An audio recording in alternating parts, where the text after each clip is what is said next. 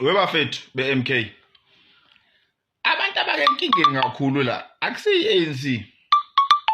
ANC vele iyazi ukuthi ingena emgodini, and kwi-ANC njengamanje akekho umuntu oyi-politician.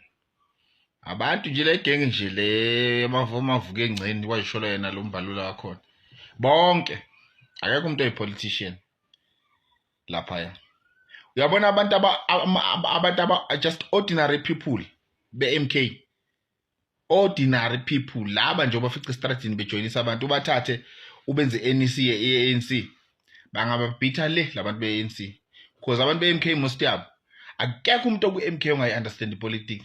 I'm telling you, akekho. Yabona umuntu ongayi-understand politics so umuzwa isabambelele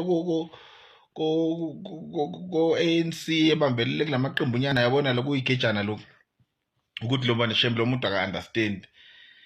Uzomuza umuntu wakhona umuntu ongayi-understand politics, ongayazi nje politics, uzomuza ukuthi ekhuluma ngegupta, yabo ubona ukuthi akumnyama la.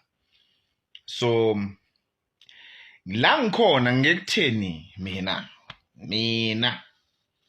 mhlaziyi imele i-DA ike enkingeni okudlula i-ANC, because i-DA beyizitshela ukuthi izoqeda nge-ANC igwinye yenza i-coalition nami siyayigwinya njengoba ikade yinzile ko-good party yenza ko yini le ahang or yini, yeah, yenza lokho beyifuna ukwenza the same thing ku-ANC.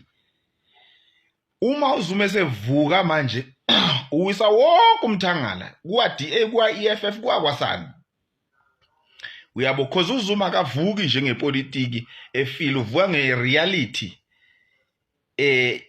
eyenzakalayo le-South Africa. Ulinki ipolitiki yakhe e-straightforward and ipolitiki yakhe i-straight yazuma yabantu abamnyama nje, finish and clear. Ingakho manje sekunomkhakha wezangoma, abalaphi bendabuko, sinomkhakha wabafundisi, sinomkhakha oyelokhuzana wamakhosi. Bonke labantu bayahlangana manje. Iyaphela le ndaba ukuthi umuntu uma ngabe eyithwasa noma eyisangoma ufuna bukuya ngathi uyidimoni. Iyaphela yonke lonto manje ngoba nayo lonto yayimphuzo abelungu. Manje abafundisi bazohlangana nabalaphi bendabuko kube into eyi-1.